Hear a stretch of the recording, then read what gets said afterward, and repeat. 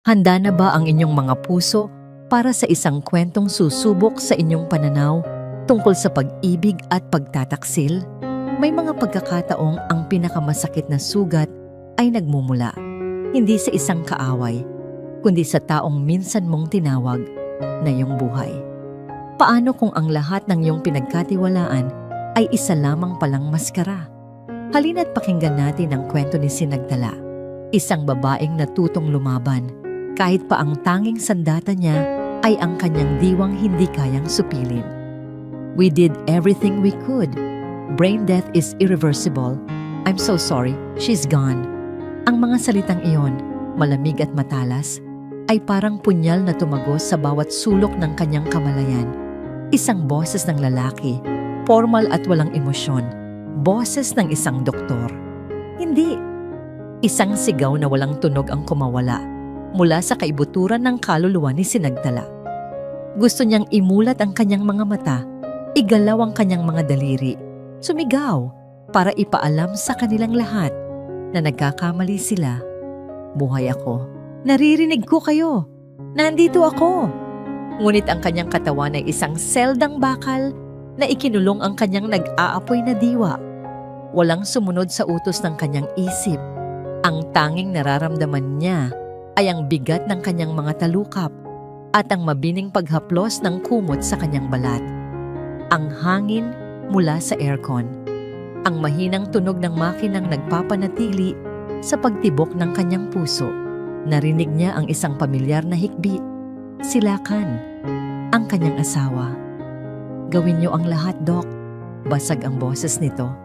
Kahit magkano, ibibigay ko. Mailigtas lang ang asawa ko. Kung nasa ibang sitwasyon lang siya, marahil ay luluha ang kanyang puso sa pagmamahal. Ngunit ngayon, may isang bahagi sa kanyang isip na nagdududa. May mali. I'm sorry, Mr. Del Fuego, sagot ng doktor. All we can do now is to keep her on life support. But you have to understand, this is just a machine breathing for her. Maya-maya pa'y naramdaman niya ang pag-alis ng doktor. Ang naiwan na lamang sa silid ay ang amoy ng antiseptiko at ang dalawang taong pinagkatiwalaan niya ng kanyang buong buhay, ang kanyang asawang si Lakan at ang biyenan niyang si Dayang Soledad. Ano na ang gagawin natin, Lakan? Mahinang tanong ni Dayang. Ang boses nito ay hindi na naglalaman ng anumang pagkukunwaring lungkot. Malamig ito, tulad ng sahig ng ospital. Hanggang kailan natin siya pananatilihing ganito? Isang pabigat na lamang siya sa atin. Pabigat? Ulit ng isip ni Sinagtala.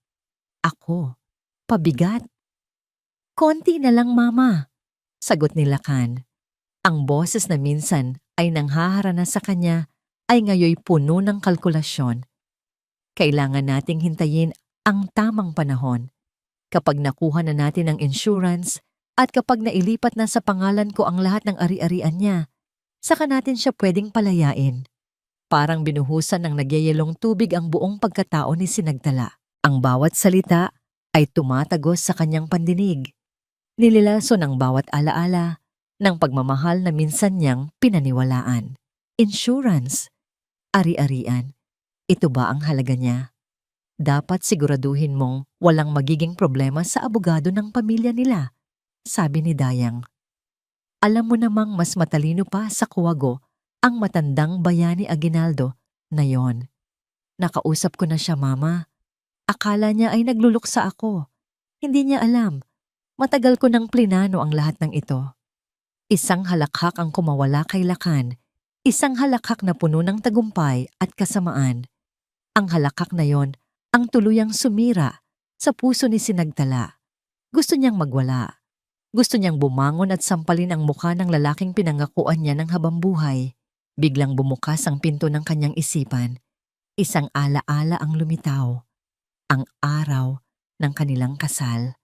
Nakasuot siya ng puting bestida at sa kanyang harapan ay si Lakan, nakangiti habang isinusuot ang singsing sa kanyang daliri. Sa hirap at ginhawa, mamahalin kita. Bulong nito noon. Kasinungalingan, isang mainit na likido ang gumulong mula sa gilid ng kanyang mata. isang luha. Ang tanging pisikal na katibayan ng sakit na kanyang nararamdaman. Alis muna ako, Mama. May tatawagan lang ako sa labas. Paalam ni Lakan. Narinig niya ang mga yabag nito papalayo at ang pagsara ng pinto. Ilang sandali pa, kahit mahina, ay dinig na dinig niya ang boses nito sa hallway. Nagbago ang tono nito. Naging malambing, puno ng pananabik. Hello, babe. Oo, ako to. Miss na kita. Si Marikit. Ang pinsan niya. Ang matalik niyang kaibigan. Ang babaeng itinuring niyang kapatid. Malapit na, mahal ko. Konting tiis na lang, magiging atin na ang lahat. Oo. Pagkatapos nito, wala nang hahadlang sa atin. Tayong dalawa na lang. I love you. Sa puntong yon, mas gugustuhin pa ni Sinagtala na totoong namatay na nga lang sana siya. Ang sakit ng katotohanan ay mas matindi pa sa kamatayan. Narinig niya ang muling pagbukas ng pinto. Ang mga yabag ni Lakan na bumabalik. At may isa pang pares ng yabag na kasama nito. Isang pares ng takong na pamilyar sa kanya. Isang halimuyak ang lumutang sa hangin. Ang pabangong siya mismo ang nagregalo kay Marikit noong huling kaarawan nito. Ang bango ng pagkakaibigang inakala niyang totoo. Hey! Salamat naman at tayo na lang. Wika ni Marikit. Ang boses niya ay walang bahid ng anumang pag-aalala. Puno ito ng pagkainip. Akala ko ay hindi naaalis ang doktor na yon. Naramdaman ni Sinagtala ang paglapit nito sa kanyang kama. Kahit hindi niya nakikita, alam niyang nakatayo ito ngayon sa kanyang paanan. Tinitingnan siya na parang isang bagay na nakakasagabal.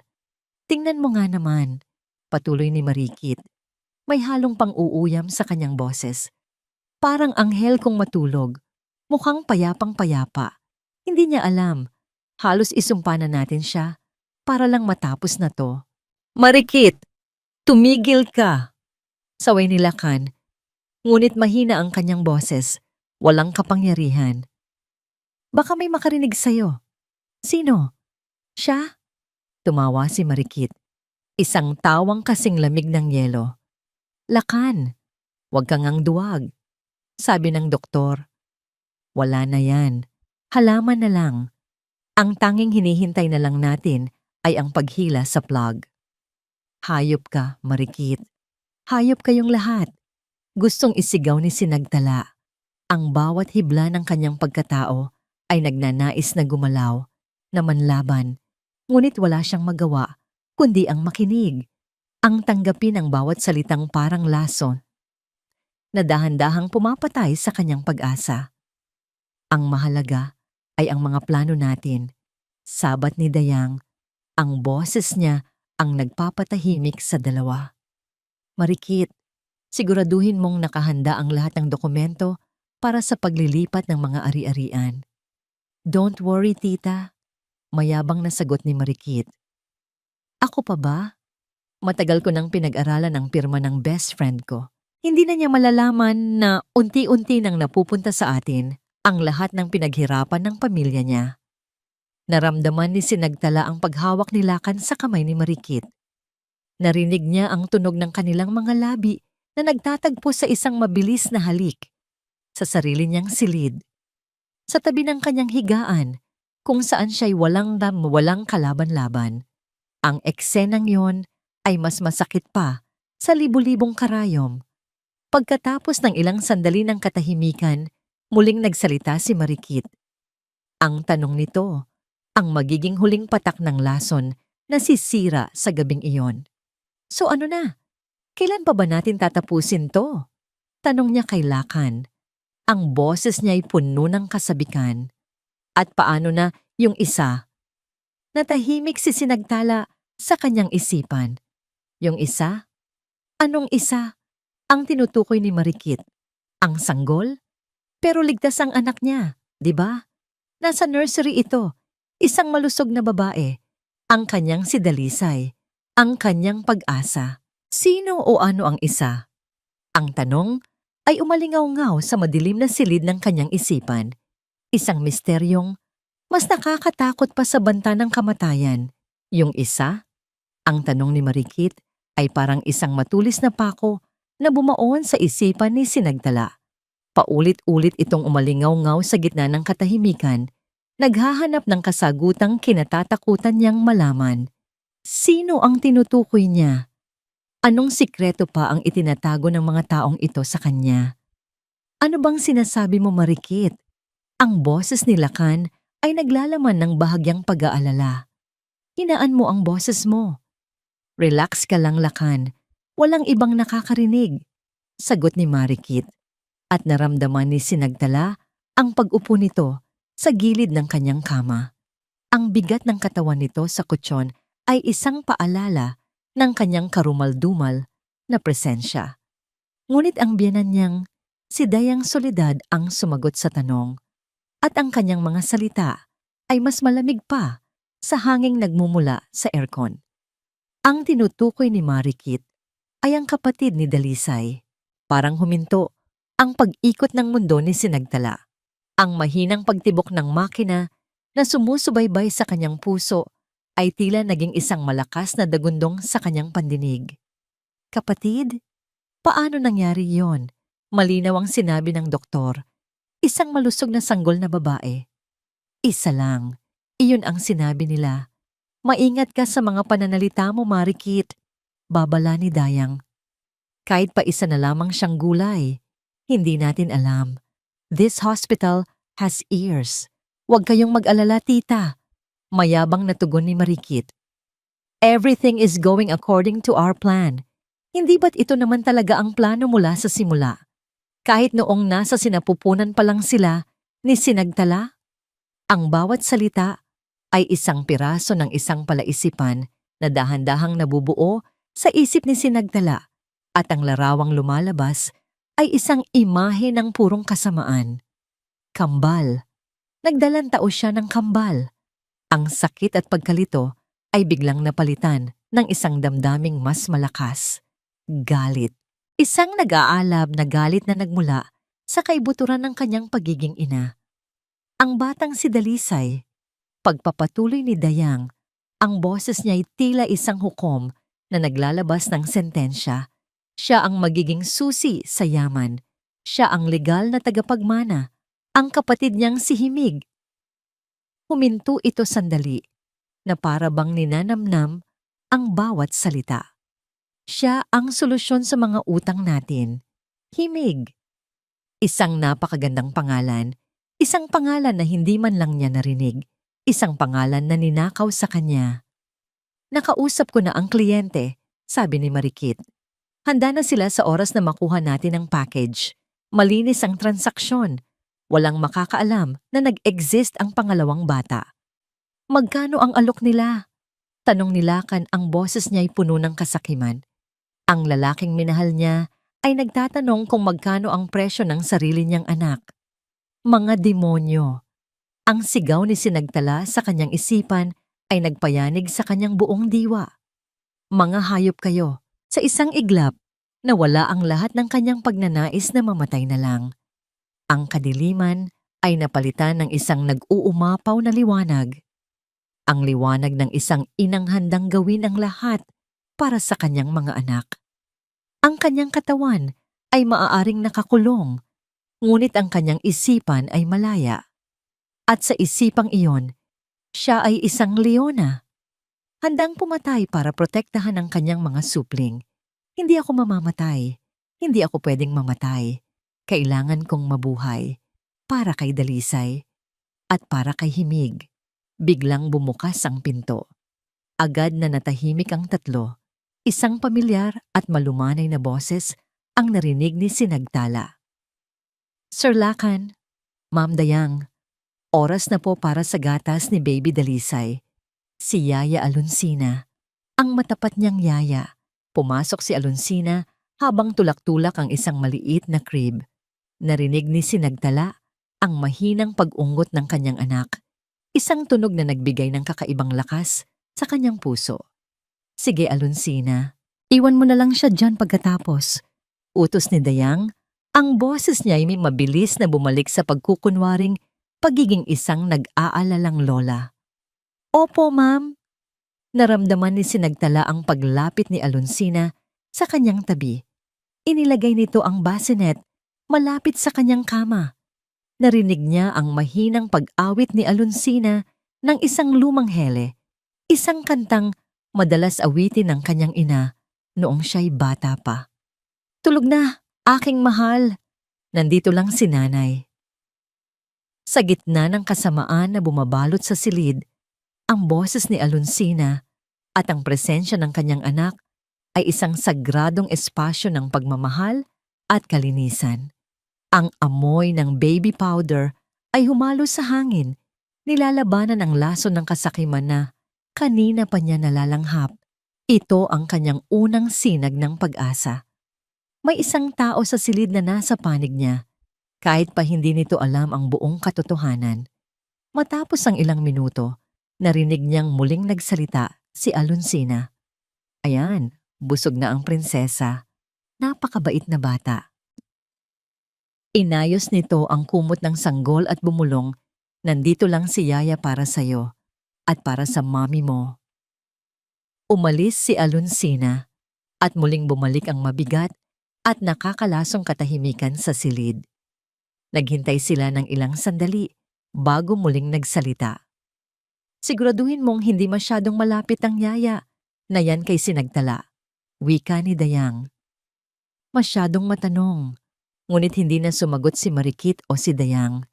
Ang pinto ay muling bumukas at pumasok si Lakan na tila may mahalagang balita. Ang kanyang boses ay mahina ngunit puno ng pagkaapurahan.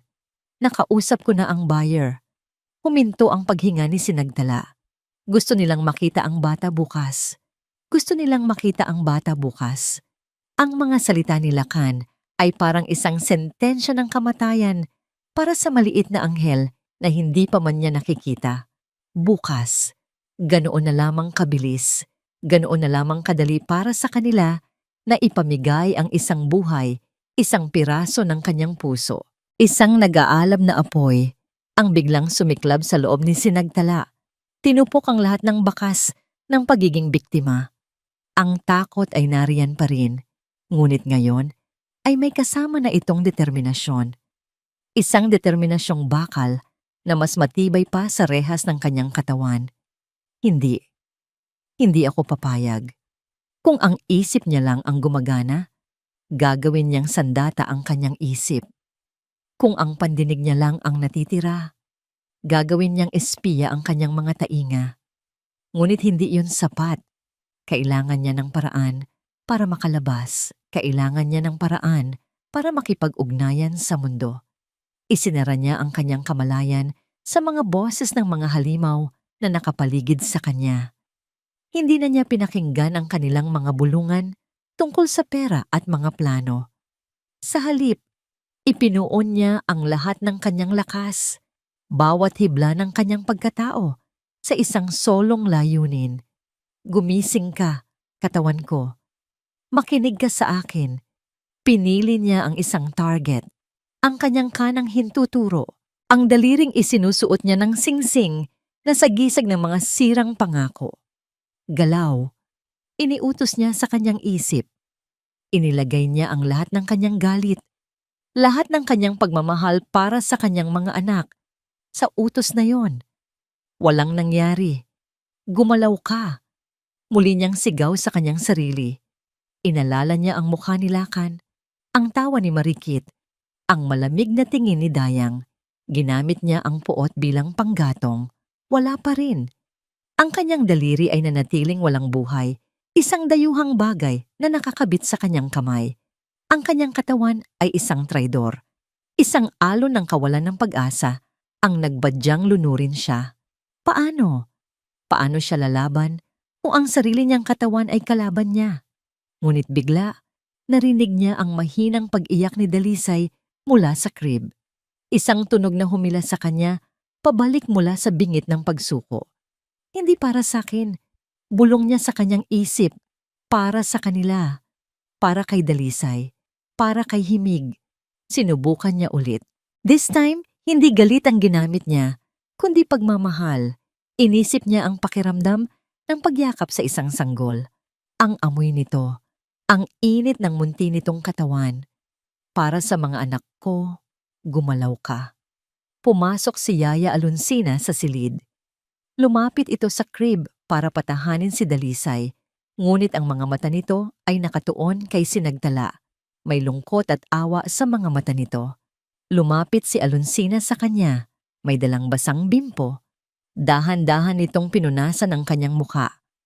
At doon, napansin nito ang isang bagay na hindi nakita ng iba. O kung nakita man ay binaliwala. Ang bakas ng tuyong luha sa kanyang pisngi. "Hey, ma'am!" Bulong ni Alunsina. Ang boses nito'y puno ng pagmamahal. "Kung naririnig niyo lang sana ako. Anong ginagawa mo, Alunsina?" Isang matigas na boses ang pumutol sa sandali. Si Dayang Soledad, nakatayo sa may pinto, ang mga matay parang mga punyal. "Pinupunasan ko lang po si Ma'am Dayang." Magalang na sagot ng Yaya. Lumapit si Dayang at tiningnan ang luha. "Reflex lang yan." Walang pakialam na sabi nito. "Huwag mong masyadong dibdibin ang trabaho mo. Bantayan mo ang bata. Hindi ang amo mong wala ng pag-asa." "Opo, ma'am." Yumuko si Alunsina, ngunit nakita ni Sinagtala sa isip niya ang kislap ng pagdududa sa mga mata nito. "At ayoko nang makikita kitang nag-iisa dito sa silid kasama siya," dagdag ni Dayang. "Maliwanag?" "Maliwanag po." Umalis si Dayang, kasunod si Lakan. Naiwan si Alunsina na tinatapos ang pag-aalaga kay Dalisay. Bago ito umalis, sumulyap itong muli kay Sinagtala at sa isang iglap, bumalik ito. Kunwari ay inayos nito ang kumot na bumabalot kay Sinagtala. Ngunit sa ilalim ng kumot, palihim nitong hinawakan ang kanyang kanang kamay. Ang init ng palad ni Alunsina ay parang kuryenteng gumising sa natutulog na mga ugat ni Sinagtala. "Ma'am Tala," bulong nito, halos hindi marinig. "Kung nandyan po kayo, kung nakakarinig kayo, magbigay po kayo ng senyas. Ito na ang pagkakataon niya." Ibinuhos ni Sinagtala ang lahat. Ang bawat dasal, ang bawat pangarap, ang bawat tibok ng puso ng isang ina. Ipinadala niya ang lahat ng yun sa dulo ng kanyang hintuturo. "Ngayon na, gumalaw ka. Para sa amin, isang pagyanig, isang napakahinang pagyanig. Parang isang pitik lang ng kuryente. Napakabilis, na baka imahinasyon lang. Ngunit naramdaman yon ni Alunsina. Nakita iyon ni Sinagtala sa kanyang isipan, ang bahagyang panlalaki ng mga mata ng kanyang Yaya. Sinubukan niya ulit, mas malakas pa. At doon, nangyari ito. Isang maliit, nanginginig, ngunit hindi maikakailang paggalaw. Ang kanyang hintuturo ay bahagyang tumiklop, dumampi sa palad ni Alunsina. Isang galaw na kasing lakas ng isang lindol para sa kanilang dalawa. Napasinghap si Alunsina, binitawan nito ang kanyang kamay na para bang napaso. Tiningnan nito ang daliri ni Sinagtala. Pagkatapos ay ang mukha niya. Ang pagdududa sa mga mata nito ay napalitan ng isang bagay na mas malalim, pagkabigla, takot, at isang bagong silang na pag-asa. Buhay siya, nakakarinig siya.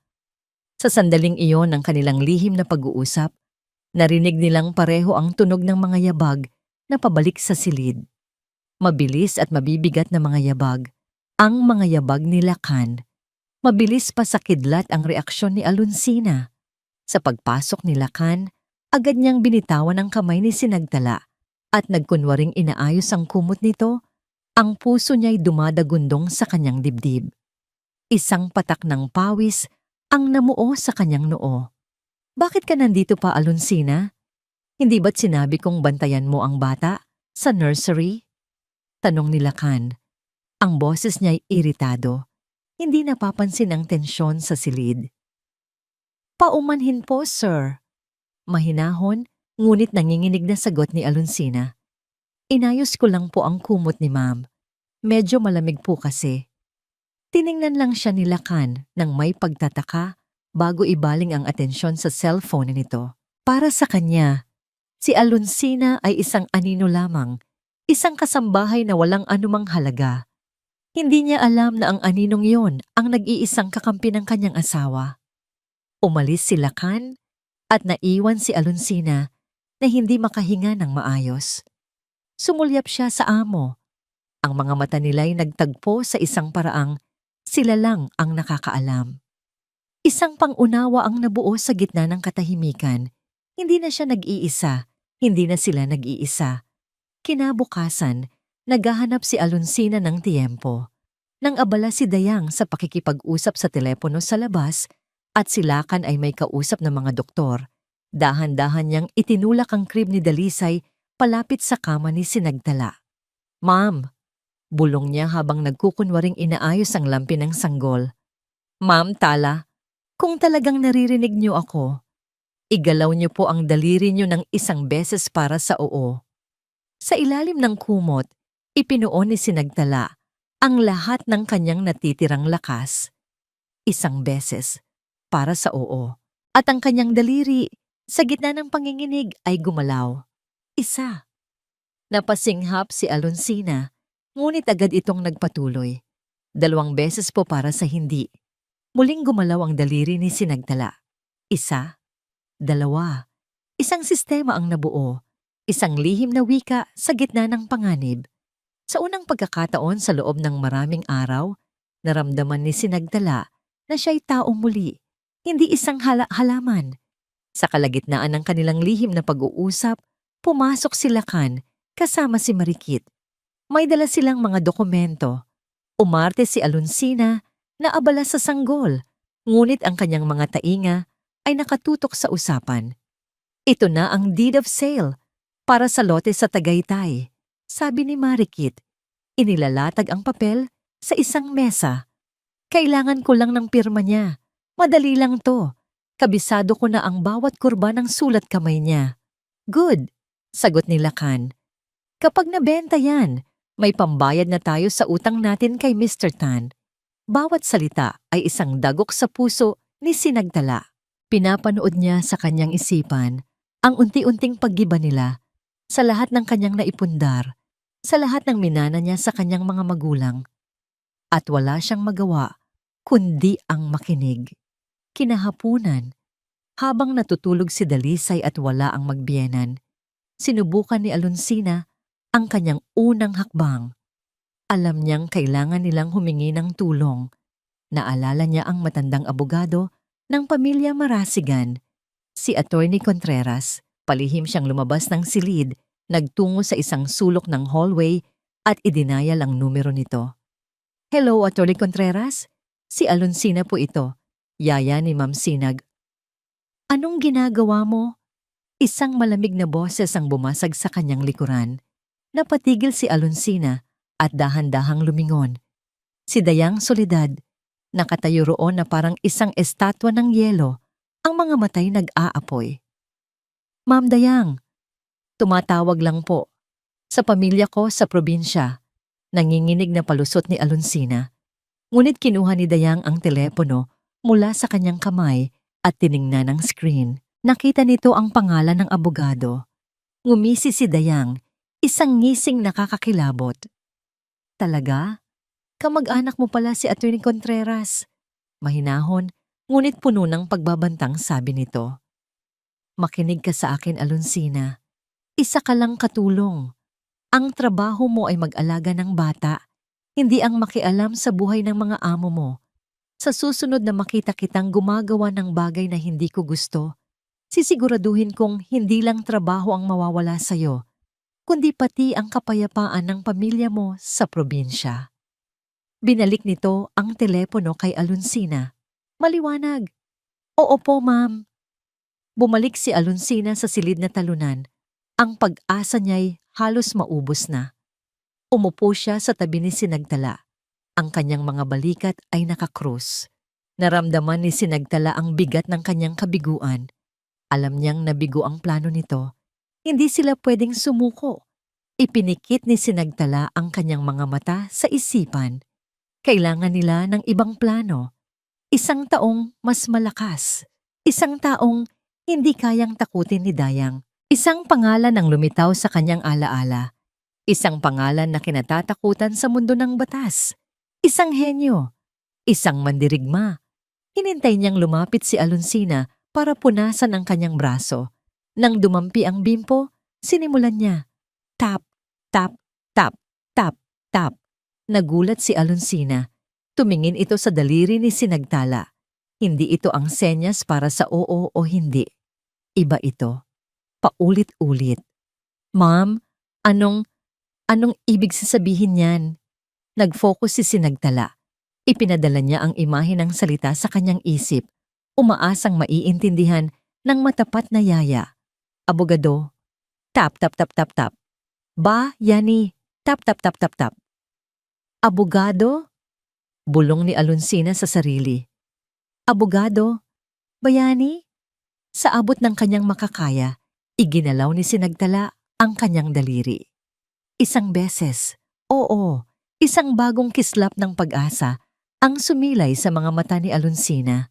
Si Bayani Aguinaldo, ang alamat, ang tanging taong marahil ay kayang banggain ang mga Del Fuego. Ngunit ang kanilang munting tagumpay ay hindi nila alam na may nanonood. Kinabukasan pumasok si Dayang na may dalang isang maliit na kahon, isang regalo. Para naman magkaroon ng konting kulay ang silid na to, sabi niya habang inilalabas ang isang bagong digital photo frame. Ipinatong niya ito sa mesa sa tapat mismo ng kama ni Sinagtala, kung saan kitang-kita ang lahat. Para maalala niya ang masasayang araw namin. Umalis si Dayang na may ngiti sa labi.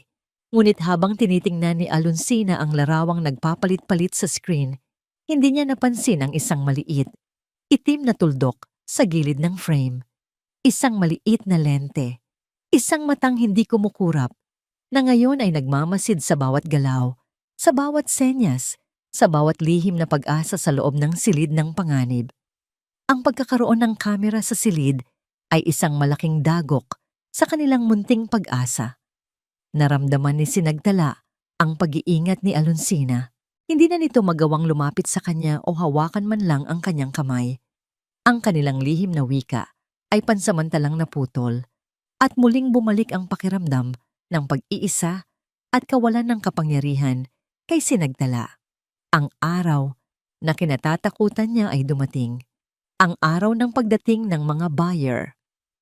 Hapon noon, nang bumukas ang pinto, pumasok sila Kan at Dayang. Ang kanilang mga mukha ay nakasuot ng pekeng pagluluksa, ngunit ang kanilang mga mata ay nagniningning sa kasakiman. Kasunod nila ang isang mag-asawang nasa edad 40, disenteng manamit, ngunit may aura ng kayamanan at kapangyarihan. Mr. and Mrs. Villena, this is her. Malungkot na wika ni Kan. Ikinukumpas ang kamay patungo kay Sinagtala. My beautiful wife, Sinagtala. Villena, ang apelyidong yon ay tumatak sa isipan ni Sinagtala. Ricardo Villena, ang pinakamalaking katunggali ng kanilang kumpanya. Isang taong kilala sa pagiging buwitre sa negosyo na laging nag-aabang sa pagbagsak ng iba. At ngayon, narito siya, hindi para makiramay, kundi para bumili. Bumili ng isang buhay. Condolences, Lakan, sabi ni Mr. Villena. Ang boses niya ay makinis ngunit walang anumang emosyon. Isang malaking kawalan. Thank you, Ricardo, sagot ni Lakan. Nag-usap sila sa isang sulok ng silid, malayo sa kama ni Sinagtala, sa pag-aakalang hindi niya sila maririnig. Ngunit sa katahimikan ng kanyang pagkakakulong, ang bawat bulong ay malinaw na parang isang sigaw. Sigurado ba kayong malinis to? Tanong ni Mrs. Villena. Ang kanyang boses ay may bahid ng pag-aalala. Walang sabit? Kami nang bahala sa lahat, tiniyak ni Dayang. Ang kailangan nyo lang gawin ay ihanda ang bayad. Kapag nawala na si Sinagtala, ang bata ay legal na maaampon. Isang ulila na nangangailangan ng pamilya. Walang sino man ang magdududa. Ulila. Ang salitang yon ay parang isang matulis na kutsilyo na humiwa sa puso ni Sinagtala. Gagawin nilang ulila ang sarili niyang anak habang siya'y buhay pa. Gusto naming makita ang bata, sabi ni Mr. Villena. Of course! Sagot ni Marikit na kararating lang, dala-dala ang isang carrier ng sanggol. Here she is, perfectly healthy and beautiful, just like her mother. Naramdaman ni Sinagtala ang paglapit nila. Ang kanyang anak, ang kanyang si Himig, ay nasa parehong silid, kasama niya sa unang pagkakataon, ngunit hindi niya ito mayakap o masilayan man lang. Sa gitna ng kanyang pagdurusa, isang pamilyar na boses ang kanyang narinig. Ang boses na dapat ay nagbibigay sa kanya ng kapanatagan, ngunit ngayon ay nagdulot ng sukdulang takot. Good afternoon everyone. Si Dr. Ramirez, ang kanyang obstetrician, ang doktor na nagpaanak sa kanya, ang doktor na nagsabing isa lang ang kanyang naging anak. Doc, buti nakarating ka. Bati ni Lakan. Lumapit ang doktor sa kama ni Sinagtala at nagkunwaring tinitingnan ang kanyang vital signs sa monitor. Everything is stable, as expected, sabi niya sa profesional na tono. Pagkatapos ay lumingon siya sa mga Villena. As I've told you, the child has no genetic defects. A perfect specimen. Specimen? Isang specimen. Iyon ba ang tingin niya sa kanyang anak? At doon, ang huling piraso ng palaisipan ay nahulog sa lugar. Ang huling belo ng panlilinlang ay natanggal. At ang katotohanang lumitaw ay isang halimaw na mas masahol pa sa kanyang inaakala. Good job, pinsan! Ang bulong ni Marikit kay Dr. Ramirez na inakala niyang walang sino man ang makakarinig. Pinsan! Magpinsan sila! Ang lahat ay biglang nagliwanag sa isip ni Sinagtala na parang isang kidlat. Ang plano? Hindi ito nabuo noong siya ay makomatose. Matagal na itong plinano. Mula pa noong nasa sinapupunan niya ang kanyang mga anak. Si Dr. Ramirez, ang kasabuat. Siya ang nagdeklara na isa lang ang sanggol. Siya ang nagtago sa pagkakaroon ni Himig. Siya ang nagbigay daan para sa karumaldumal na transaksyong ito.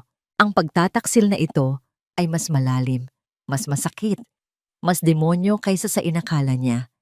Ito ay isang sabwatan na binuo sa dugo at kasinungalingan. Ginamit niya ang alaala ng bawat salita, bawat pangalan, bawat halaga. Ang kanyang isipan, ang tanging bagay na gumagana pa sa kanya, ay naging isang vault. Isang hindi masisirang record ng kanilang mga kasalanan. Ricardo Villena. Ang presyo, ang pangalan ng doktor, ang koneksyon nila ni Marikit. Narinig niyang nagpaalam na ang mga Villena masaya sa kanilang nakita. Naiwan ang 4 na ahas sa silid, nagdiriwang ng kanilang tagumpay. Everything is set, sabi ni Lakan. Ngunit si Dr. Ramirez ay may dalang balita na sumira sa kanilang pagdiriwang. Lumapit siyang muli sa monitor. Ang kanyang mukha ay seryoso. We can't keep this up for long, sabi niya sa mahinang boses. Her vitals are surprisingly stable. Masyadong malakas ang katawan niya. There are slight signs of brain activity that I've been hiding from the other staff. Kung magpapatuloy ito, baka may makapansin. Natahimik ang lahat. Ang banta ng kanyang paggising ay isang multo na sumira sa kanilang perpektong plano. We need to act tonight, deklara ng doktor. Ang kanyang mga salita ay isang hatol. Kailangan nating itigil ang life support ngayong gabi. Ako na ang bahala sa death certificate. Sasabihin kong bumigay na ang puso niya. Walang magdududa. Ngayong gabi. Ang gabi kung kailan tatapusin na nila ang lahat. Ang gabi kung kailan kukunin na nila ang lahat sa kanya, ang kanyang buhay at ang kanyang anak. Parang pinipiga ang puso ni Alonsina habang nakikinig sa labas ng pintuan. Hindi niya sinasadyang marinig ang usapan. Ipinadala siya ni Dayang para kumuha ng mainit na tubig, ngunit sa kanyang pagbabalik, narinig niya ang boses ni Dr. Ramirez. We need to act tonight. Ang mga salitang iyon ay tumusok sa kanyang pandinig na parang mga bubog. Ngayong gabi, tatapusin na nila ang buhay ng kanyang mabait na amo. Ang bawat piraso ng ebidensya, ang pagnanakaw ng pera, ang pagtatago sa pangalawang sanggol, ang pagdating ng mga Villena, at ngayon, ang hatol ng doktor ay bumuo ng isang larawan ng kasamaang hindi niya kayang sikmurain. Alam niyang wala ng oras. Ang pagtawag sa matandang abogado ng pamilya ay bigo. Ang banta ni Dayang Soledad ay nakakapit sa kanyang lalamunan na parang isang malamig na kamay. Ngunit habang nakatayo roon, nanginginig sa takot, isang imahe ang pumasok sa kanyang isip. Tap, tap, tap, tap, tap. Ang paulit-ulit na paggalaw ng daliri ni Sinagtala. Ang mensaheng ipinipilit nitong iparating. Abogado, Bayani. Si Bayani Aguinaldo. Ang pangalang yon, ang kanyang tanging pag-asa. Kailangan niyang makatakas. Nag-ipon siya ng lakas ng loob at dahan-dahang kumatok sa pinto bago pumasok. Ma'am Dayang, heto na po ang tubig ninyo, sabi niya. Sinisikap na panatilihing normal ang kanyang boses. Ilagay mo lang dyan. Walang ganang sagot ni Dayang, abala sa pakikipag-usap sa doktor. Habang inilalapag ang baso, bigla siyang napahawak sa kanyang tiyan at umarte na parang nasasaktan. Aray, daing niya. Napatingin sa kanya si Marikit. Anong problema mo? Masakit po ang tiyan ko, ma'am. Bigla na lang po sumakit, sabi ni Alonsina. Sinisiguradong kapanipaniwala ang kanyang pag-arte. Pwede po bang umuwi muna ako sandali para uminom ng gamot? Malapit lang naman po ang inuupahan ko. Tiningnan siya ni Dayang nang may pagdududa. Alam ni Alonsina na nag-iisip ito. Sinusuri kung ito ba ay isang palusot.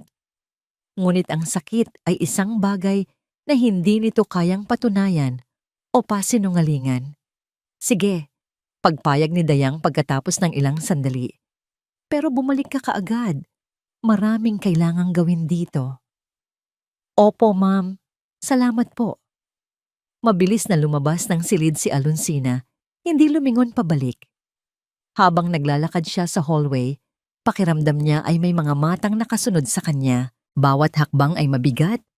Ngunit hindi siya tumigil. Sumakay siya ng elevator at nang bumukas ang pinto sa ground floor, tumakbo siya. Tumakbo siya na parang hinahabol ng lahat ng demonyo sa mundo. Sa labas ng ospital pumara siya ng taxi. Saan tayo, miss? Tanong ng driver. Huminga siya ng malalim. Ang puso niya'y kumakabog. Sa Aguinaldo Law Firm po, sa Maharlika Central Business District. Ang biyahe ay parang isang kawalang hanggan. Bawat segundong lumilipas ay isang segundong papalapit sa kamatayan ni Sinagtala. Pagdating sa nagtataasang gusali ng Aguinaldo Law, nanginginig siyang pumasok sa malawak at malamig na lobby. May appointment po ba kayo kay Attorney Aguinaldo? Tanong ng sekretarya. Wala po, sagot niya. Pero emergency po ito. Tungkol po sa isang kliyente niya. Si Sinagtala Marasigan del Fuego. Nangunot ang noo ng sekretarya. Ngunit may nakita, marahil itong desperasyon sa kanyang mga mata. Matapos ang ilang tawag sa telepono, pinapasok siya sa opisina ng alamat. Si Bayani Aguinaldo ay isang lalaking nasa edad 50, may matalas na mga mata at presensyang pumupuno sa buong silid. Tiningnan siya nito mula ulo hanggang paa. Ano ang maitutulong ko sa iyo, miss? Alonsina po. Yaya po ako ni Ma'am Sinagtala. Ang pasyente sa Pag-asa Medical Center. I heard about the tragedy. My condolences. Formal na sabi nito. Attorney. Nagsimula si Alonsina. Nanginginig ang boses. Hindi po aksidente ang lahat. May masamang nangyayari. Pinaplano po nilang patayin si Ma'am. Tumaas ang isang kilay ni Bayani. Miss Alonsina, those are very serious accusations. May ebidensya ka ba? Doon, ibinuhos ni Alonsina ang lahat. Ikinuwento niya ang mga usapan na kanyang narinig. Ang pag-uusap tungkol sa insurance, ang pagbebenta ng ari-arian, ang pagdating ng mga Villena. Sa simula, ang mukha ni Bayani ay puno ng pagdududa. Marahil ay iniisip nitong isa lamang siyang nag-aalalang kasambahay na may malikot na imahinasyon. At paano mo nalaman ang lahat ng ito? Tanong ng abogado. Ang boses niya'y may pagsubok. Dahil po kay ma'am, gising po siya. Napahinto si Bayani. Ano? Pero ang sabi ng mga doktor, hindi po gumagalaw ang katawan niya. Pero gising po ang diwa niya, attorney. Nakakarinig po siya. At nakikipag-usap po siya sa akin sa pamamagitan ng kanyang daliri. Ikinuwento niya ang tungkol sa kanilang sistema ng senyas, ang paggalaw para sa oo at hindi, ang paulit-ulit na pagtap na nagturo sa kanya sa pangalan ni Bayani. Ang pagbabanggit sa sarili niyang pangalan ang tila nagpabago sa lahat. Nawala ang pagdududa sa mga mata ni Bayani at napalitan ito ng matinding interes. Naalala niya ang pagkatao nila Candel Fuego, isang lalaking magaling magsalita, ngunit merong hindi maipaliwanag na kasinungalingan sa mga mata. Naalala niya ang desperasyon ni Dayang na makuha ang kontrol sa pera ng pamilya. Manatili ka dito, utos ni Bayani. Ang boses niya'y biglang naging puno ng awtoridad. Kinuha niya ang kanyang telepono. Huwag kang aalis. Idinayal niya ang isang numero. Miguel, Bayani here. I need a favor, a big one. Kailangan kong ipacheck ang background ng isang doktor sa Pag-asa Medical Center, Dr. Ramirez. At kailangan ko rin ang lahat ng financial records ni Candel Fuego as soon as possible. Emergency to. Pagkatapos ibaba ang telepono, tumingin siya kay Alonsina, ang kanyang mga matay seryoso na. May kutob akong mas malaki pa ito sa inaakala natin. Habang si Alonsina ay nasa opisina ni Bayani Aguinaldo, ang oras sa ospital ay tila bumagal hanggang sa halos huminto. Ang bawat tiktak ng orasan sa dingding ay isang martilyo na pumupukpok sa dibdib ni Sinagtala. Ngayong gabi, ang mga salitang iyon ay paulit-ulit na tumatakbo sa kanyang isipan, isang walang katapusang anunsyo ng kanyang nalalapit na wakas. Nagdasal siya na sana'y magtagumpay si Alonsina, na sana'y may isang himalang darating, ngunit ang pinto ay bumukas at ang pumasok ay hindi isang himala, kundi ang kanyang biyenan, si Dayang Soledad. May kakaiba sa itsura nito ngayon, isang ngiti, isang malamig at matagumpay na ngiti, at may dala itong isang sobre at isang maliit na bag. Alonsina, tawag niya sa kararating lang na yaya, na pumasok na may dalang takot sa mga mata. May Ma'am Dayang? Inilapag ni Dayang ang sobre sa mesa. Salamat sa iyong serbisyo, sabi nito. Ang bawat salita ay may pait. Pero hindi ka na namin kailangan. Pinalalayas na kita. Parang gumuho ang mundo ni Alonsina. Po? Pero bakit po? May nagawa po ba akong mali? Wala kang ginawang mali, Alonsina, sagot ni Dayang, habang si Lakan at Marikit ay nakatayo sa likuran niya, mga aninong walang emosyon. Sa katunayan, masyado kang ngang mabuti sa trabaho mo, masyado kang mapagmasid, at hindi namin kailangan yun ngayon. Inilapit ni Dayang ang sobre. Ito ang huling sahod mo. Dinagdagan ko pa ng kaunti. At ito, sabi niya, itinuturo ang isang bus ticket.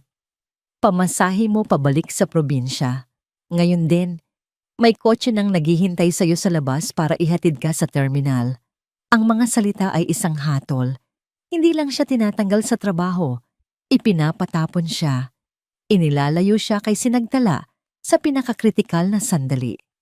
Ma'am, parang awanan niyo na.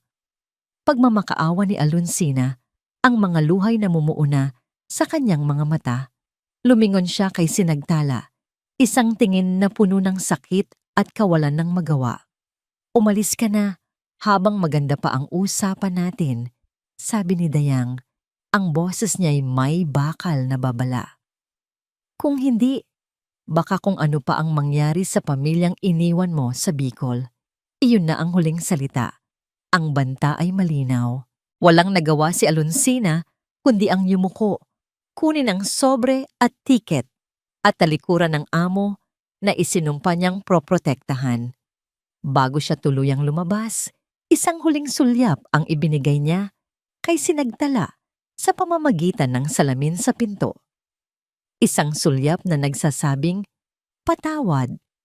At pagkatapos ay nawala na siya. Ang tanging sinag ng pag-asa ni Sinagtala ay pinatay. Siya na lang mag-isa, lubos na mag-isa, kasama ang mga taong papatay sa kanya. Pumasok si Dr. Ramirez sa silid. May dalang clipboard. Nakahanda na ang lahat. Sabi niya kay Lakan, kailangan mo lang pirmahan ang Do Not Resuscitate form. Isang formalidad na nagsasabing ang pamilya na ang nagdesisyon na itigil ang lahat ng extraordinary measures. Walang pag-aalinlangan na kinuha ni Lakan ang ballpen at buong diing pinirmahan ng papel. Ang pirma na yon ay ang kanyang opisyal na basbas sa pagpatay sa sarili niyang asawa.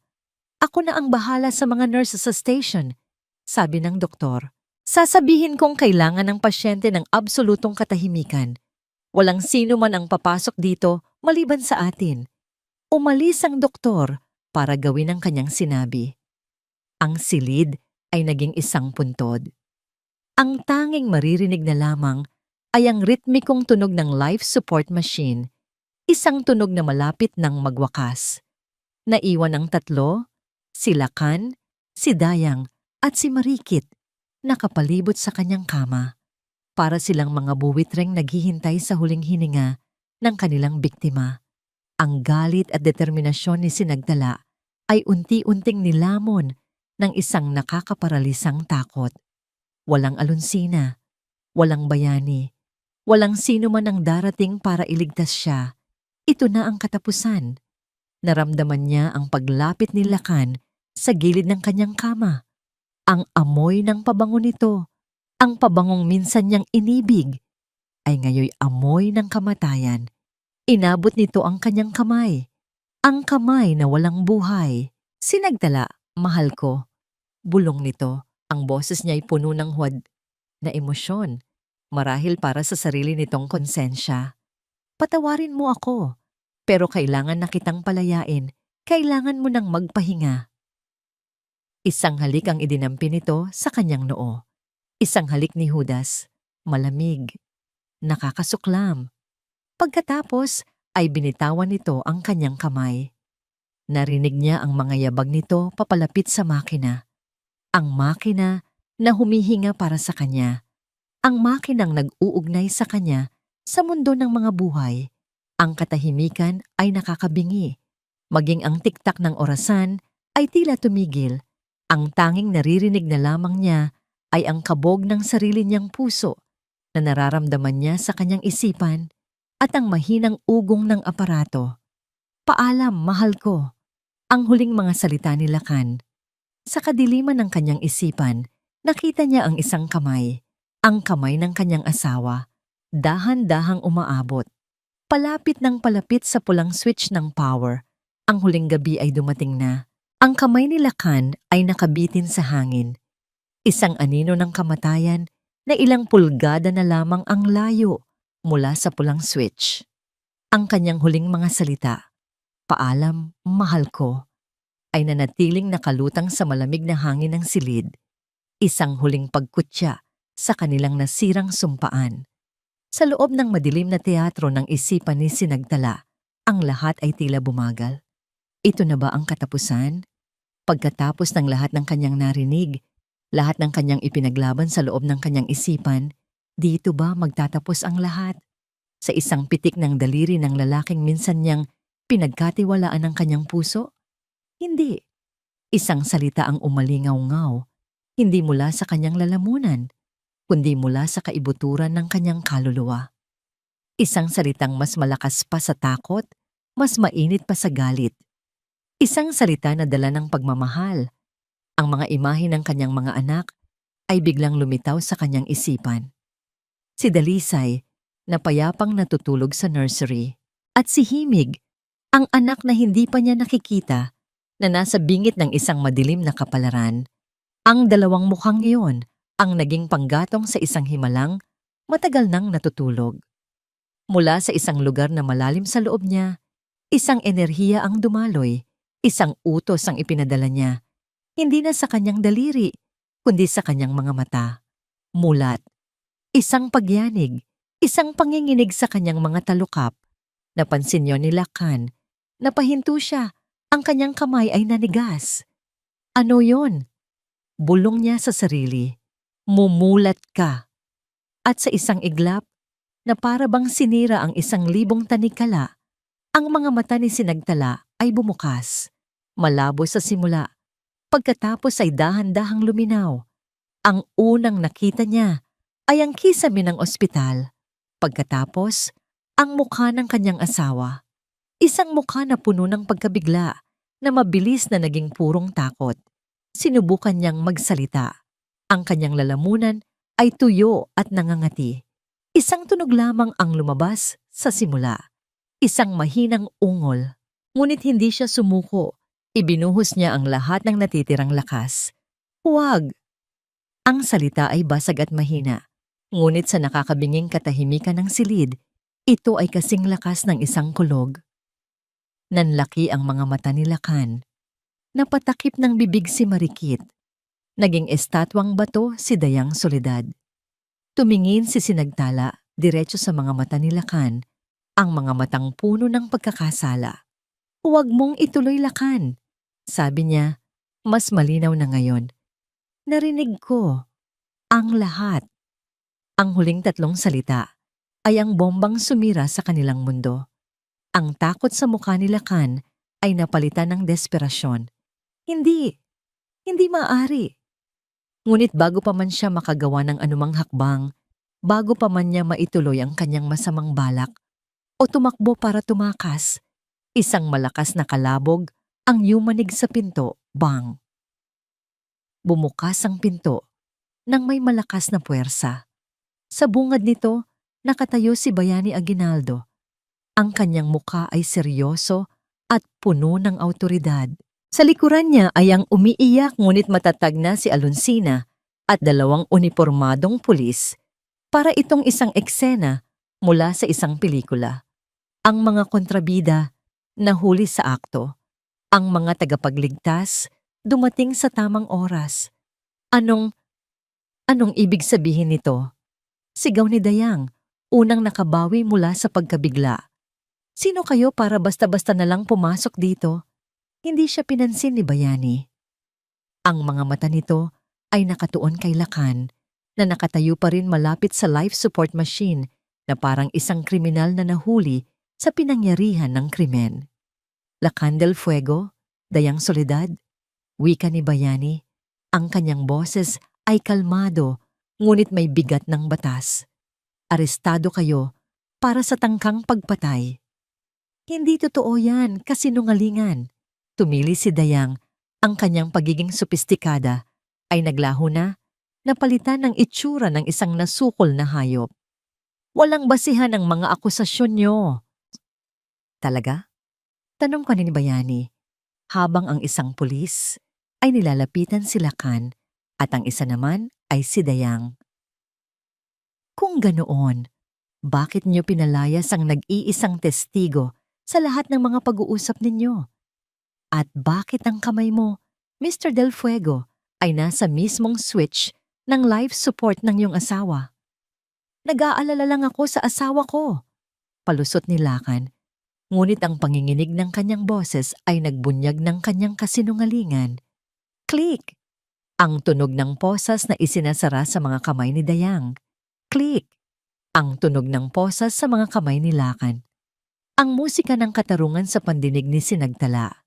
Si Marikit ay nakatayo sa isang sulok, namumutla.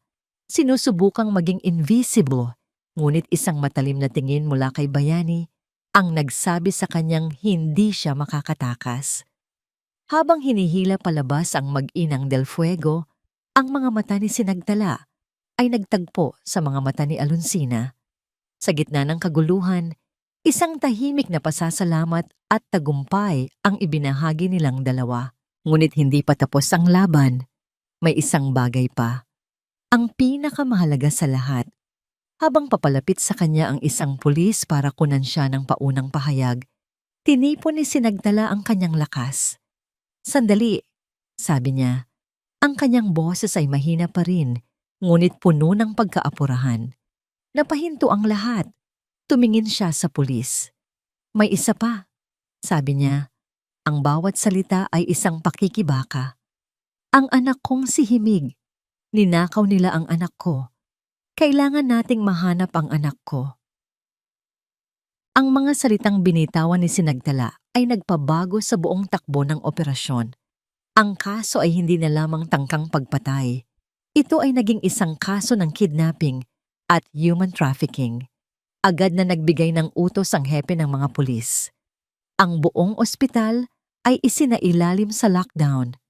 Walang maaaring lumabas o pumasok ng hindi dumadaan sa masusing pagsisiyasat. Naging sentro ng lahat ang silid ni Sinagtala, habang ang mga doktor at nurse ay nagmamadaling suriin ang kanyang kalagayan. Nagugulat sa kanyang biglaang paggising. Sa tabi niya ay si Bayani Aguinaldo, si Alonsina, at isang police detective na nagngangalang Detective Ramos. Mrs. Del Fuego, magalang na sabi ni Detective Ramos, hawak ang isang maliit na recorder. Alam kong pagod na pagod po kayo, ngunit bawat segundo po ay mahalaga. Maaari niyo po bang ikwento sa amin ang lahat ng inyong narinig? Tumango si Sinagtala. Huminga siya ng malalim. At pagkatapos, na para bang binubuksan ang isang dam, ang lahat ng impormasyong inipon niya sa loob ng maraming araw ay nagsimulang dumaloy. Nagsimula ang lahat sa usapan tungkol sa life insurance.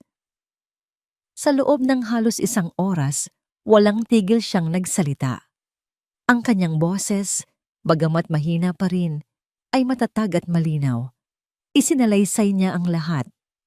Ang plano ni Lakan at Dayang na hintayin siyang mamatay, ang relasyon ni Lakan at Marikit, ang pagnanakaw nila sa kanyang pera sa pamamagitan ng pamimeke ng kanyang pirma. At pagkatapos ay dumating siya sa pinakamabigat na bahagi. Narinig ko silang nag-uusap tungkol sa aking mga anak. Sabi niya, ang kanyang boses ay bahagyang nanginig sa unang pagkakataon. Kambal po ang ipinanganak ko. Isang babae na pinangalanan nilang Dalisay at isa pa na pinangalanan nilang Himig. Napatingin si Detective Ramos kay Bayani. Ang kanyang muka ay nagpapakita ng matinding pagkabigla. Itinago po nila ang pagkakaroon ni Himig. Pagpapatuloy ni Sinagtala, ang mga luha ay nagsisimula ng mamuo sa kanyang mga mata. Ang kasabot nila ay ang sarili kong doktor, si Dr. Ramirez. Narinig ko pong tinawag siyang pinsan ni Marikit. Isinulat ni Detective Ramos ang pangalan. Dr. Ramirez, ulit niya. Agad siyang nag-radio sa kanyang mga kasama. Secure Dr. Ramirez's office. Huwag ninyong hahayaang makalabas ng ospital. He is now a primary suspect. Ang plano po nila, huminto si Sinagtala, nanginginig sa galit at sakit, ay ibenta ang anak kong si Himig. Narinig ko po ang pangalan ng buyer, Ricardo Villena. Muling nagkatinginan si Bayani at ang detective. Ang pangalan ni Villena ay kilala sa buong syudad, isang makapangyarihang bilyonaryo. Mayroon po ba kayong ideya kung nasaan ang inyong anak ngayon, ma'am? Tanong ng detective. Umiling si Sinagtala. Ang huli ko pong narinig ay dadalhin nila si Himig kay Mr. Villena. Pagkatapos nila akong patayin ngayong gabi. Samantala, sa kabilang bahagi ng ospital, ang mga plano ng mga salarin ay gumuho na parang isang kastilyong buhangin. Nahuli si Dr. Ramirez habang sinusubukang tumakas gamit ang isang service exit. Si Marikit naman ay natagpuan sa parking lot, nanginginig sa loob ng kanyang kotse.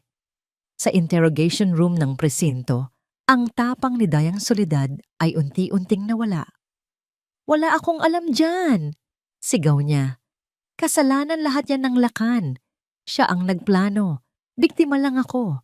Sa kabilang silid, si Lakan naman ay pawis na puwis. Si Mama po ang utak ng lahat. at si Marikit. Sinunod ko lang po sila. Ang kanilang pagtuturuan ay musika sa tainga ng mga investigador. Ang kanilang alyansa na binuo sa kasakiman ay madaling nasira sa harap ng kaparusahan. Sa ospital, matapos maibigay ang kanyang salaysay, si Sinagtala ay dinaluhan ng mga doktor. Ngunit ang kanyang mga mata ay laging nakatingin sa pinto, naghihintay ng balita. Bawat minuto ay parang isang karayom na tumutusok sa kanyang puso. Nasaan ang kanyang himig? Ligtas ba siya? Lumapit si Bayani Aguinaldo. Ang kanyang mukha ay seryoso. Tala, sabi niya. Ginagamit ang kanyang palayaw sa unang pagkakataon. The police have put out an alert for Ricardo Villena's vehicles. Sinusubukan din nilang i-trace ang kanyang phone. Tumango si Sinagtala. Hindi maalis ang tingin sa pinto. Si Alonsina ay nasa tabi niya. Tahimik na hinahaplos ang kanyang kamay. Nagbibigay ng lakas na hindi na kailangan ng mga salita. Maya-maya pa, ang telepono ni Bayani ay tumunog. Agad niya itong sinagot. Yes, detective? Talaga? Saan? Okay, understood. Papunta na kami. Pagkababa niya ng telepono, tumingin siya kay Sinagtala at sa unang pagkakataon, isang bahagyang nangiti ang lumitaw sa kanyang mga labi. May lead na sila, Tala, sabi niya. Sinuko ni Marikit ang lokasyon. Para gumaan ang sentensya niya, itinuro niya kung saan naghihintay ang mga Villena. Napahawak si Sinagtala sa kanyang dibdib. Ang pag-asa ay bumalik na parang isang malakas na alon. Nasaan? Nasaan ang anak ko? Nasa isang private resort sila sa Batangas. Papunta na kami doon ngayon. Ang mga sumunod na oras ay ang pinakamahaba sa buong buhay ni Sinagtala. Kahit na napapaligiran siya ng mga doktor na sumusuri sa kanyang paggaling at ni Bayani na patuloy siyang binabalitaan, ang kanyang isipan at kaluluwa ay nasa Batangas, kasama ng mga pulis na nagsasagawa ng rescue operation. Bawat tunog ng telepono, bawat yabag sa labas ng kanyang silid ay nagpapatindig ng kanyang mga balahibo. Nakaupo si Alonsina sa isang silya sa tabi niya. Ang rosaryo ay mahigpit na hawak sa kanyang mga kamay. Ang kanyang mga labi ay walang tigil sa pagbulong ng mga dasal. Sa wakas, pagkatapos ng tila isang kawalang hanggan, pumukas ang pinto. Pumasok si Detective Ramos. Ang kanyang mukha ay pagod, ngunit may ngiti. Mrs. Del Fuego, sabi niya sa malumanay na boses, may maganda po akong balita. Bumilis ang tibok ng puso ni Sinagtala. Hindi siya makapagsalita. Tanging ang kanyang mga mata ang nagtanong. Ligtas po ang inyong anak, pagpapatuloy ng detective. Naaresto na po namin ang mag-asawang Villena. Walang anumang masamang nangyari sa sanggol. Papunta na po sila dito. Isang malakas na hikbi ang kumawala kay Alonsina. Si Sinagtala naman ay napapikit at ang mga luhang kanina pa niya pinipigilan ay tuluyan ng bumuhos. Hindi na mga luha ng sakit o galit, kundi mga luha ng sukdulang pasasalamat at ginhawa. Salamat. Salamat sa Diyos. Iyon lamang ang naibulong niya. Ang paghihintay ay mas naging matindi pa. Ngayon na alam niyang ligtas ang kanyang anak, ang pagnanais na mayakap ito ay naging isang pisikal na sakit. Bawat minuto ay parang isang taon. Ipinadala ng mga doktor ang kanyang panganay na si Dalisay sa kanyang silid at sa unang pagkakataon, nahawakan niya ang isa sa kanyang mga anghel. Ngunit alam niyang hindi pa buo ang kanyang mundo. May kulang pa. At pagkatapos, dumating ang sandaling iyon. Bumukas muli ang pinto. Pumasok ang isang babaeng pulis at sa kanyang mga bisig, maingat na binalot sa isang puting kumot, ay isang munting sanggol. Natahimik ang buong silid. Maging ang tunog ng mga makina ay tila humina. Ang lahat ng mga mata ay nakatuon sa maliit na kimpal ng himala. Dahan-dahan, lumapit ang babaeng pulis sa kama ni Sinagtala. Maingat nitong inilipat ang sanggol mula sa kanyang mga braso patungo sa naghihintay na mga braso ng isang ina. Nang unang dumampi ang mainit na katawan ng sanggol sa kanyang balat, isang kuryente ng pagmamahal ang dumaloy sa buong pagkatao ni Sinagtala. Napakaliit nito, napaka-perpekto. Tiningnan niya ang mukha ng kanyang anak. Kamukhang kamukha ito ni Dalisay, ngunit may sarili itong angkin na ganda. Ang maliliit nitong mga labi, ang mahahabang pilik mata, ang maitim na buhok. Hinaplos niya ang malambot nitong pisngi gamit ang kanyang daliri. Himig! Bulong niya, at sa unang pagkakataon, nabigyan niya ng tunog ang pangalang matagal nang nabubuhay lamang sa kanyang isipan. Anak ko, ang aking himig. Ang sanggol, na tila nakilala ang boses na narinig nito mula pa sa sinapupunan, ay bahagyang gumalaw at nagmulat ng mga mata. Tumingin ito diretso sa kanya. At sa sandaling iyon, ang lahat ng sakit, lahat ng pagtataksil, lahat ng kadiliman ay naglaho. Ang natira na lamang ay ang dalisay at walang kapantay na pag-ibig sa pagitan ng isang ina at ng kanyang anak. Inilagay ng isang nurse si Dalisay sa kabilang braso ni Sinagtala. Doon, sa unang pagkakataon, magkasama na ang tatlo. Ang kanyang dalawang bituin, ang kanyang dalawang hininga, ang kanyang dalawang dahilan para mabuhay at lumaban. Dalisay. Himig, sabi niya habang hinahalikan ang ulo ng bawat isa. Nandito na si Mami. Hindi nahahayaan ni Mami na may manakit pa sa inyo. Pangako. Si Bayani Aguinaldo, Detective Ramos, at maging ang mga nurse na naroon sa silid ay tahimik na nanonood. Ang kanilang mga mata ay nababasa ng luha. Saksi sila hindi lamang sa isang muling pagsasama, kundi sa isang tagumpay. Ang tagumpay ng liwanag laban sa dilim, ng pag-ibig laban sa kasakiman. Habang yakap-yakap ang kanyang mga anak, tumingin si Sinagtala kay Alonsina na lumuluha sa isang sulok. Itinaas niya ang kanyang kamay. Yaya, tawag niya. Lumapit si Alonsina. Salamat, sabi ni Sinagtala. Ang kanyang boses ay puno ng pasasalamat na hindi kayang ilarawan ng mga salita. Utang ko sa iyo ang buhay namin. Umiling si Alonsina.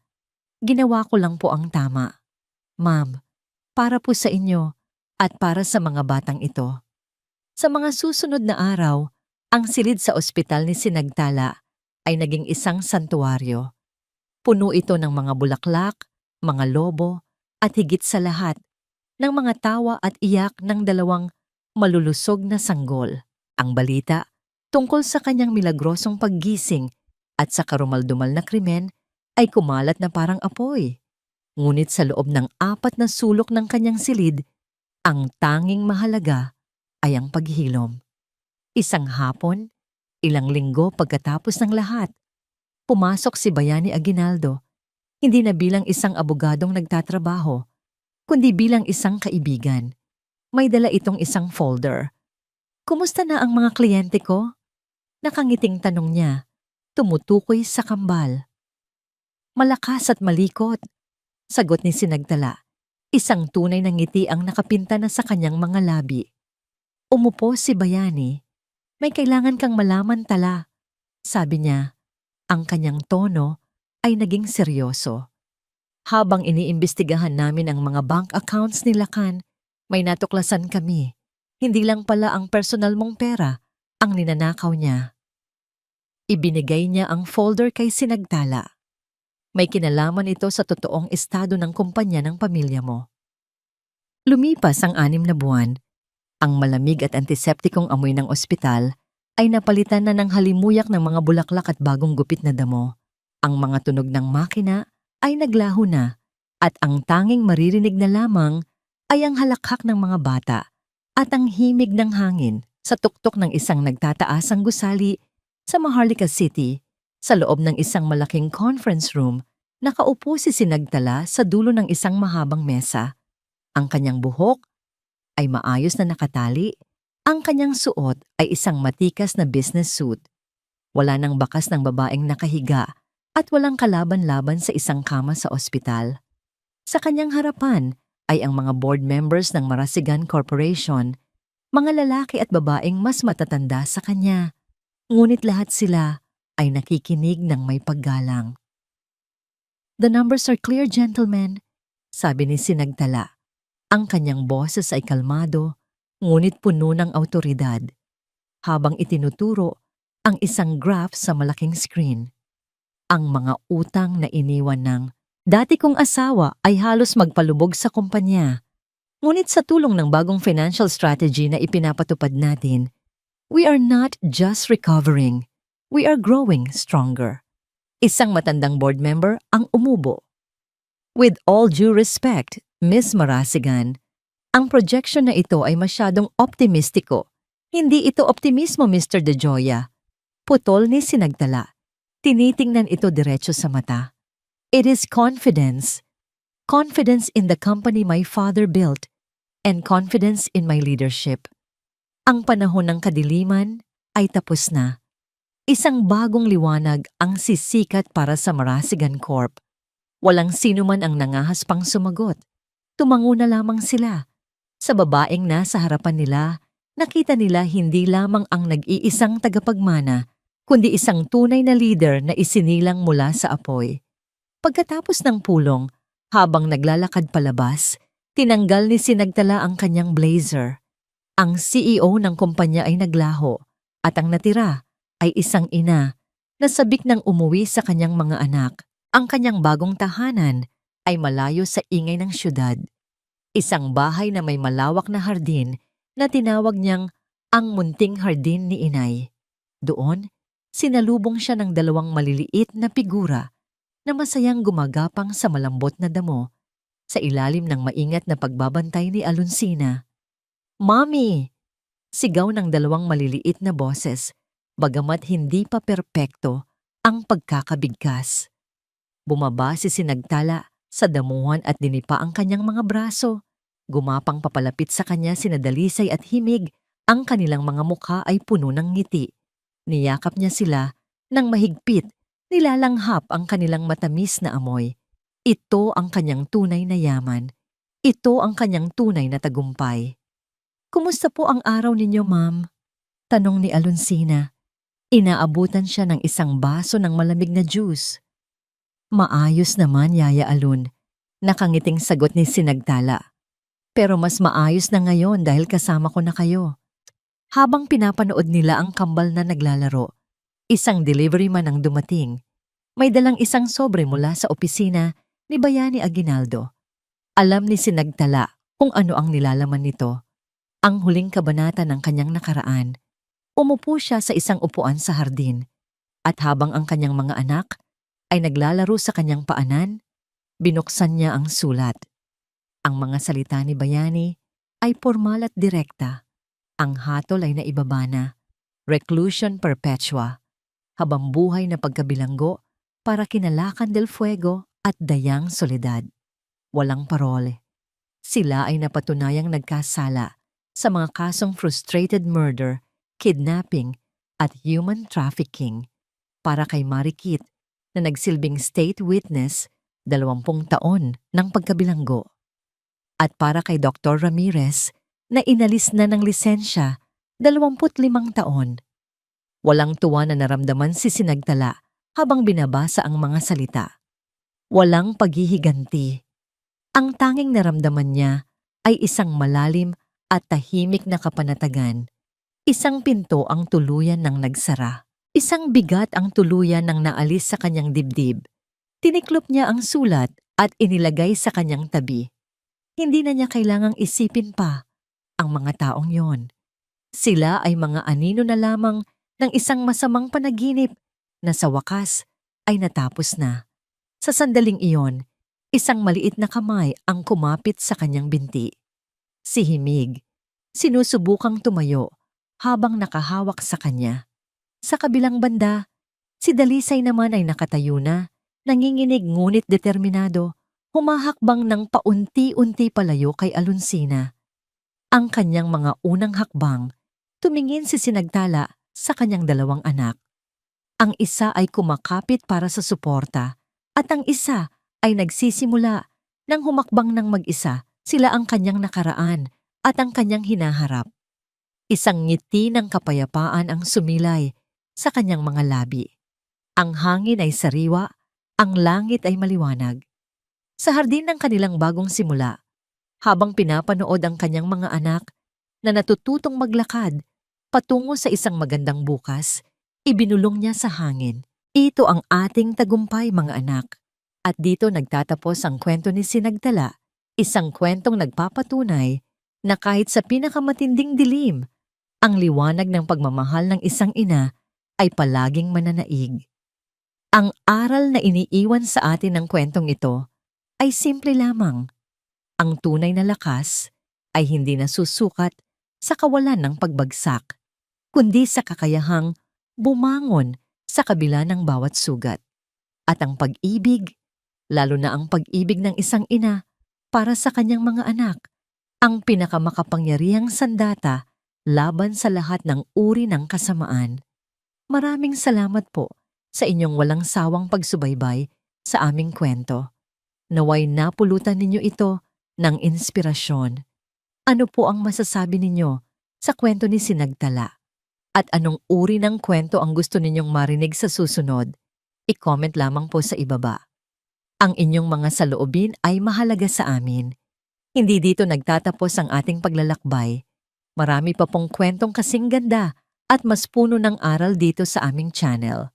Kung nagustuhan nyo ang kwentong ito, i-like, i-share sa pamilya at mga kaibigan, at mag-subscribe na rin para lagi kayong updated sa mga susunod pa naming kwento. I-click nyo ang notification bell para kayo ang unang makarinig kapag may bago kaming upload. Pagpalain po kayo ng Panginoon, kayo at ang inyong buong pamilya. Hanggang sa muli!